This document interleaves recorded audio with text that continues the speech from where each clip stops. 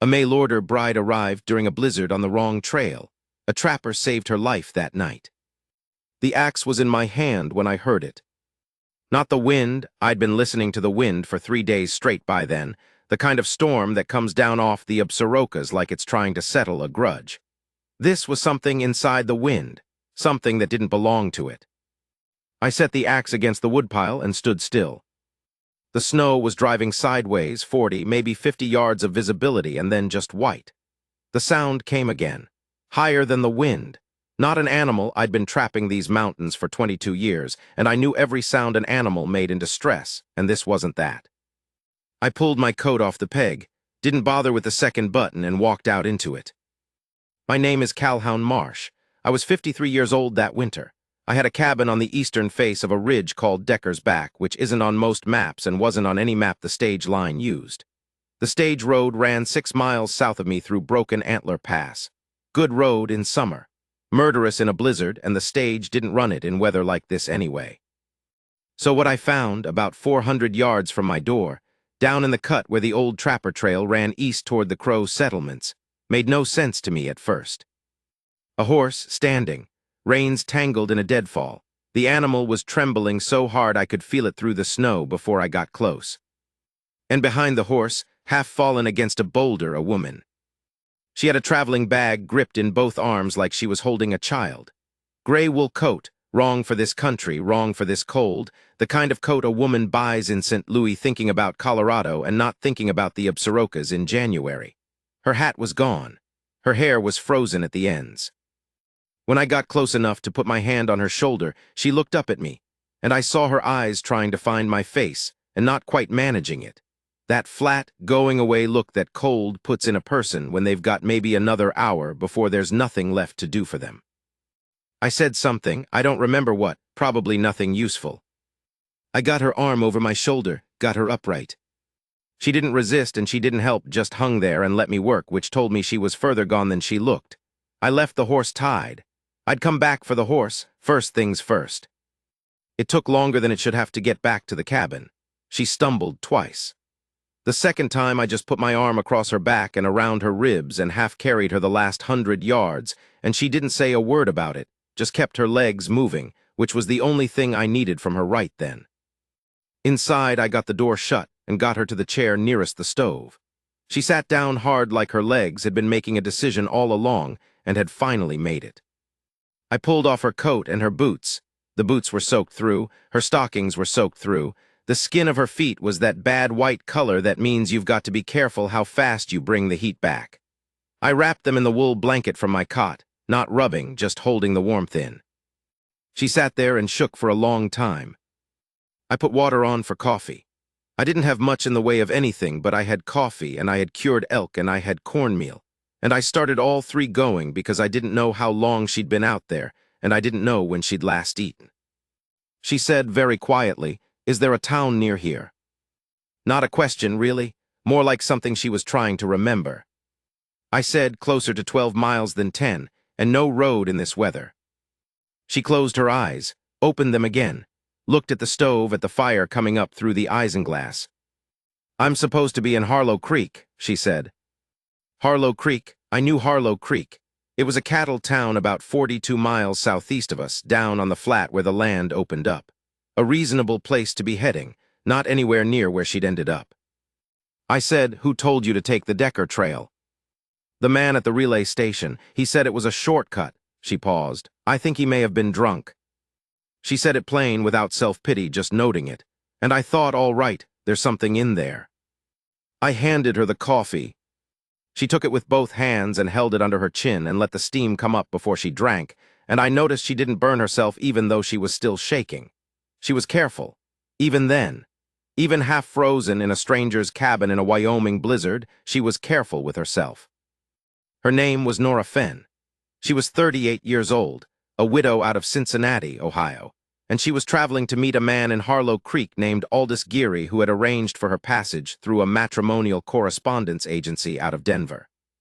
She told me all of this in the first 30 minutes, sitting with the blanket around her feet and the coffee, and then the elk, and then the cornmeal, and she told it without embellishment, the way a person recites facts that have been decided and are not up for discussion. I didn't tell her much about myself. She didn't ask. She was too tired and I was too unused to the question. What I did was this. I made up the cot for her with the other blanket, the heavier one I kept in the cedar chest, and I told her the storm wasn't breaking until morning at the earliest and most likely the morning after that, and I would sleep near the stove. She said thank you in a voice that had gone down to almost nothing by then, exhaustion taking the last of what the cold had left her. She was asleep in under 3 minutes. I know because I sat and listened to her breathing even out, the way you listen to the wind or the horses, not because you mean to, but because you're paying attention to what's alive around you, and that's just how it goes. I went back out for her horse. The horse was a dun mare, not young, but sound. Good feet. Whoever had sold her that horse hadn't cheated her anyway. I got the animal into the lean-to with my two and gave her grain and rubbed her down with a piece of sacking until she stopped trembling, and then I stood there in the lean-to in the dark for a while with the wind working at the boards and the horses breathing their slow, warm breath, and I thought about Nora Fenn asleep on my cot. I hadn't had a person sleep in that cabin for 4 years. My trapping partner Deal had stayed the winter of '71 when his own cabin burned, but Deal didn't count the way a stranger counts. You don't notice the sound of another person breathing when it's someone you've known since you were both young and stupid. You notice it when it's someone you don't know at all. I wasn't comfortable with it. I want to be straight about that. I was a man who'd chosen to be alone in a particular and deliberate way, not because anything had broken me, though some things had, but because over time I'd come to understand that I was better suited to my own company than to most other arrangements. I knew that about myself the way I knew the weather off the Absarokas, and I didn't argue with it. But I went back in, built the fire up, drank the last of the coffee, sat in the other chair, the one nobody ever sat in, and watched the stove and listened to the storm and didn't sleep much. She was up before first light. I heard her moving, heard the distinct sound of a woman trying very hard not to make noise in someone else's space. I stayed where I was. After a while she said, softly, "Mr. Marsh." I said, "I'm awake. I want to say thank you, properly." "You said it last night." "I was barely there last night," she paused. "I want to say it when I'm here." I looked over at her. She was standing in the middle of the floor in her stocking feet, the blanket around her shoulders, and she was looking at me in a way I didn't have a word for right then. Not the polite gratitude of someone going through a form, something more direct than that, like she was actually seeing me, not just the situation. I said, "Your feet all right?" She looked down, sore but yes. "Eat something," I said. "I'll check the weather." The weather was the same. If anything, worse toward midday, the wind had backed around to the northwest, and the temperature had dropped another 10 degrees and the visibility was down to nothing. I came back in and told her it was 2 more days at least, probably 3, and she nodded like she'd been expecting it. She said, "Is there anything I can do while I'm here?" I looked around the cabin. It was a working cabin, not a comfortable one. I cooked adequately, cleaned adequately, kept things in their place, because if you don't keep things in their place in a small space, you spend all your time looking for them. But it was a man's space, and a solitary man's space, and anyone could see that. I said, "Can you cook?" She said, "Better than adequately." I said, "Better than adequately is more than I've had in a while." And she almost smiled, not quite, but almost. She could cook. I don't know what I expected. I hadn't been thinking clearly. But I sat at my own table that evening and ate a meal that tasted like something a person had made, not just something prepared to serve a function. She'd found the dried beans I'd forgotten I had, the smoked bacon heel at the back of the shelf, a handful of dried herbs in a cloth pouch that had come with a supply delivery 2 years back and which I had never once opened. She'd made something with all of it in my one good cast-iron pot, and when she put it in front of me, the smell alone hit me somewhere back behind my ribs. I ate 2 bowls, then a third. She ate across from me and didn't say much, and I was grateful for that. Some people fill silence because they're afraid of it. She let it be. After a while she said, "How long have you been up here?" "Coming on 8 years. Alone. 5 of those." She nodded, didn't ask what had changed, didn't ask who I'd been with before, just accepted the answer. I said, "You've done this before, lived somewhere on your own." She looked at me. "My husband died 4 years ago. I had a house, then I didn't have a house. I had a position teaching school. Then the school decided they needed a younger woman. She said it without bitterness, which impressed me more than bitterness would have. Aldous Geary seemed like a reasonable arrangement. He had cattle and a house. I had skills and no complaints about hard work. She paused. I had hoped he was a decent man. You don't know if he is. I know he can write a letter. Beyond that, she turned her coffee cup in her hands. We'll see. The second day, the wind dropped some, but the snow didn't, and I spent 3 hours digging out the lean-to entrance and checking the horses and cutting more wood. And when I came in at midday, she had coffee on and had mended 2 shirts that had been sitting in a pile near the window for the better part of a year. I said, you didn't have to do that. She said I was going to be here anyway. There was a practicality to her that I recognized because I had it myself. You're here. Here is what needs doing. Do it. No sentiment about it, no performance of helpfulness, just the work. I hung the shirts up and sat down, and she poured coffee, and we talked for a while. Not about anything important.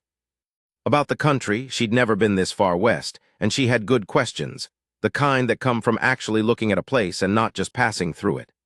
About trapping, which she found interesting in a way that most people didn't, asking about the sets and the seasons and which animals and what they were worth, and listening to the answers. About the 3rd hour of this, I realized I'd been talking for longer than I'd talked to another person in 6 months, and I didn't feel tired from it. That was unusual enough that I noticed it. The 3rd night the storm broke. I knew it was going to before it did, something in the barometric feel of the air. A thing you learn if you pay attention long enough. I went outside around midnight and stood in the cold and looked up, and there were 3 stars showing through a tear in the overcast, and I stood there looking at them for a while. I was thinking about Harlow Creek. 42 miles, 2 days easy riding in good weather, and the weather after a storm like this was usually good. I could take her as far as the Broken Antler Road and point her south, or I could ride with her the whole way if I felt like it. She had her mare, which was rested and fed. She had her bag. She could be married to Aldous Geary by the end of the week. I went back inside. She was awake, sitting up on the cot, blanket around her, looking at the stove. She said it stopped. Coming on it, I said, clear by morning. She was quiet for a minute. Then she said, I want to ask you something. I sat down. Do you think it's a sensible thing to marry a man you've never met? I thought about it. I'm not a man who answers a question before I've thought about it. I said, I think most marriages are made on less certainty than people admit. That's not an answer. No, it's not. I put my hands around my coffee cup.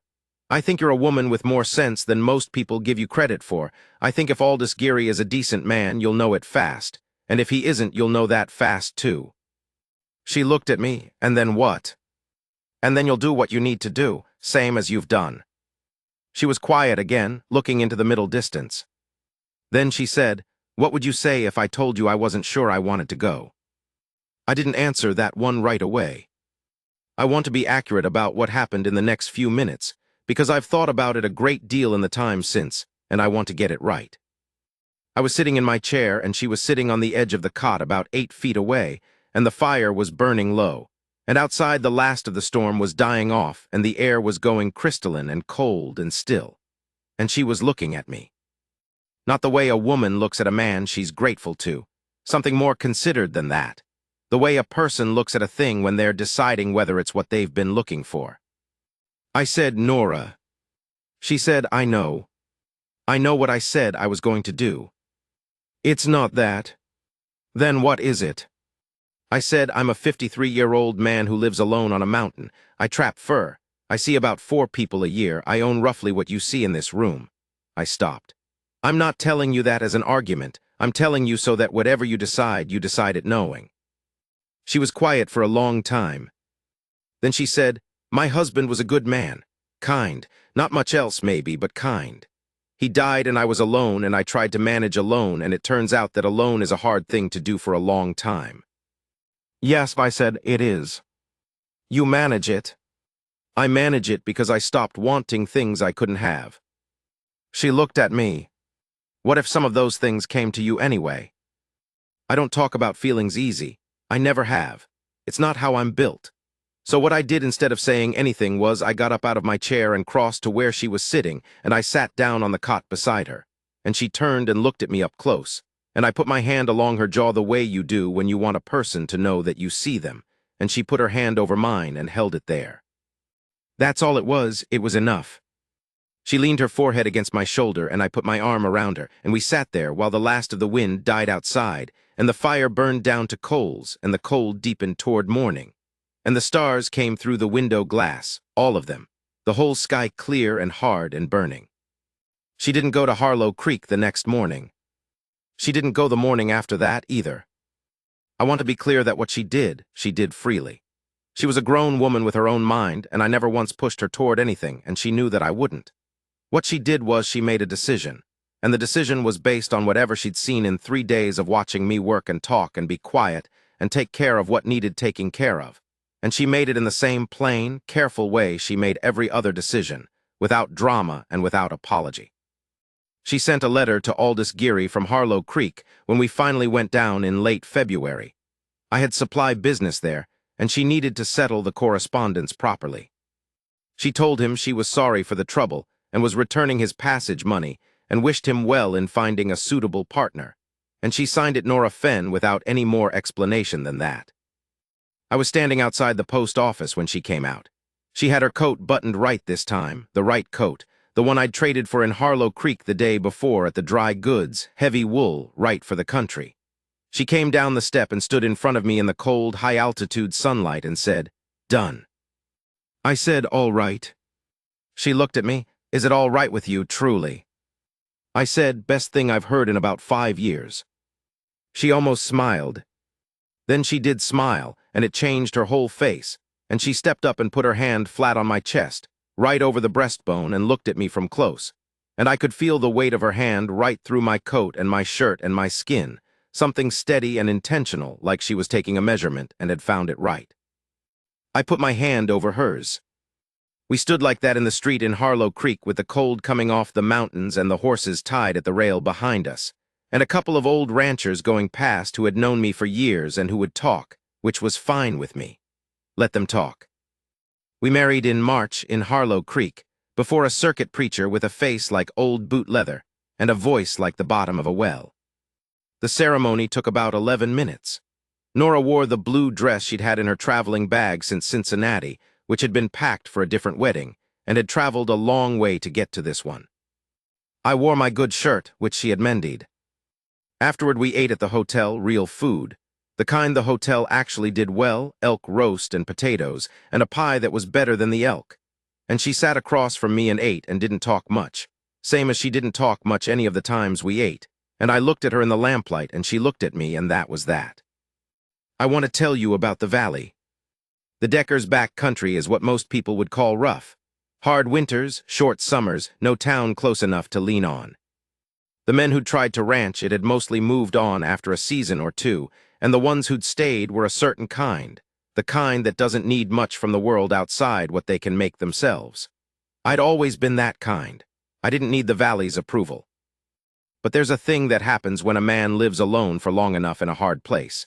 People stop seeing him as a man and start seeing him as a feature of the landscape, like the ridge or the creek or the old burned-over hillside to the north. Just something that's there. Permanent, maybe, but not worth much attention. The winter after Nora came up the mountain, some things changed.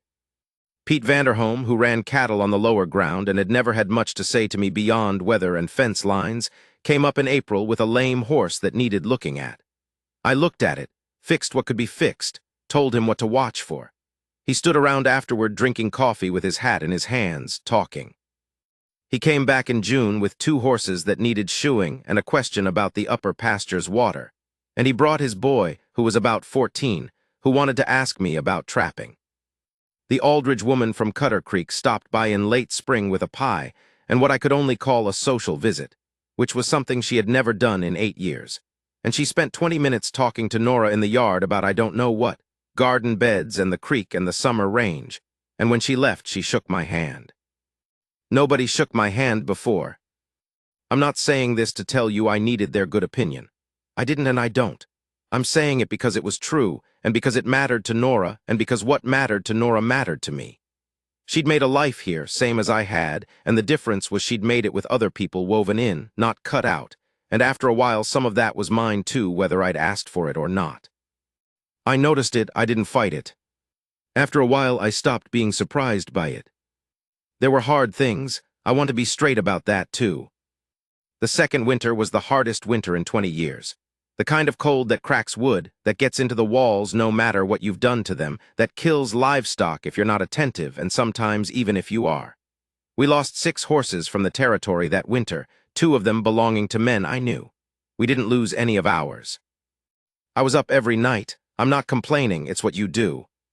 But there were nights when I'd come in at 3 in the morning with ice in my beard, and my hands gone past feeling, and I'd find the fire banked just right and coffee on the stove, and Nora asleep on the cot, but with her boots still on, because she'd been up herself an hour before and hadn't trusted the temperature. And I'd stand there in the middle of the cabin and feel something I don't have a clean word for. Steadiness, not mine, I had my own, I'd had it for years. Hers, the steadiness of another person who was in it the same way I was in it, not because they had to be, because they chose to be. That's a thing. In a life like mine, on ground like this, with winters like that, that is a thing. She took up the trapping. Not the serious lines, not at first. But she came with me on the close sets in the second year, watching how it was done, asking questions the way she always asked questions, practically and without performance. By the third year she was running a short line herself, nothing elaborate, marten and rabbit and the occasional fox, and she had a good hand for it. Better instincts than some men I'd worked with who'd been at it for years. She was better with the horses than I was, which I'll just say plainly. She had a way of being around them that I can't entirely explain, something about how she moved, how much noise she made or didn't make, and the animals responded to it. The dun mare she'd ridden in on a blizzard, half dead, had turned into one of the best horses I'd ever owned inside of a year, and I don't think it was anything I did. In the evenings in winter she read. She'd brought 4 books in that traveling bag, a Bible, a book of American verse, a history of the Western Territories, and a novel whose name I can't now remember, and she read all 4 of them through twice that first winter. I wasn't much of a reader, but she read aloud sometimes, evenings when the storm was up and there was nothing to do but wait for it, and I'd sit with my back to the stove and her voice would come out of the lamplight and I'd half listen, half sleep, and it was better than silence. Much better. The 4th year she got sick. It wasn't life-threatening, though it was serious. A lung sickness, the kind that takes hold in cold and damp and won't let go easy. She was down for 6 weeks in February and March, the worst of it, and there were some days I didn't like how she sounded. I sent to Harlow Creek for the doctor, and he came up on good snow and looked at her and gave me a list of what to do and what to watch for, and said she'd likely come through, and she did. But there were 10 days in there where I sat with her more than I slept, and I didn't try to hide what I felt because there was no point and no audience, and she was sick enough that she wouldn't have noticed the hiding anyway. I did what the doctor said. I kept the fire right, kept the medicine on schedule, kept the broth going, read to her from the verse book, which was the one she'd said was her favorite, badly, stumbling over the rhythms, but reading it. She told me later that she'd heard me, that she'd heard my voice reading through the bad nights. I didn't say anything to that, but I'm telling you. She came through. The spring came the way it always does on the Absarokas, sudden and bright and merciless after the long dark, the snow going off the south faces first, and the mud coming up through the barnyard, and the light coming back in a way that hits you differently when you've been sitting in the dark worrying over someone for 6 weeks. The morning she walked outside for the first time since February, she stood in the yard in the cold, thin sunlight and breathed in one long breath, eyes closed. I was at the woodpile. I watched her. She opened her eyes and looked at the mountains. Then she looked over at me. She didn't say anything. I didn't say anything. Some things you just let be. We've been on this mountain 11 years now as I tell this. 11 winters of that particular cold. 11 springs of that particular mud. 11 summers of the high-altitude light that bleaches everything and makes the distances lie to you. I'm 64 years old. I move a little slower than I did at 53, but I move. The trapping is still good. The horses are good. The cabin has 2 rooms now. I built on the 2nd room in the 5th year, nothing fancy, but room to turn around in. Nora is 59. She runs the trapline alone now in the early season when I'm working the far sets. She's better at it than she admits. She still reads in the evenings. She learned to make a particular kind of flatbread from the Crow woman down on the Grable, and she makes it 2 or 3 times a week, and the smell of it in the cabin in the morning is one of those things I didn't know I'd been missing until I had it. We don't talk about what it would have been like if the drunk at the relay station had given her the right directions. The right directions would have taken her down the broken Antler Road to Harlow Creek, to Aldous Geary and his cattle and his house. To a different life that I don't know anything about. The wrong directions took her up the Decker Trail in a blizzard. I found her with her arms around a traveling bag and her feet going numb and the going-away look in her eyes, and I brought her in out of it. That's the thing I think about some mornings, when I'm up before she is, and the fire is going, and the light is just starting to come. The particular January light that comes through the east window and hits the floor at a low angle and lights up the dust in the air. I think about the horse tied in the deadfall and the wind and the white nothing of the storm.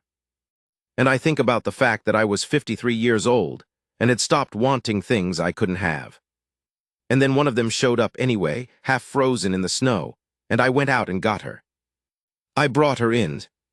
She stayed. And in the morning, when the light comes through, she's here.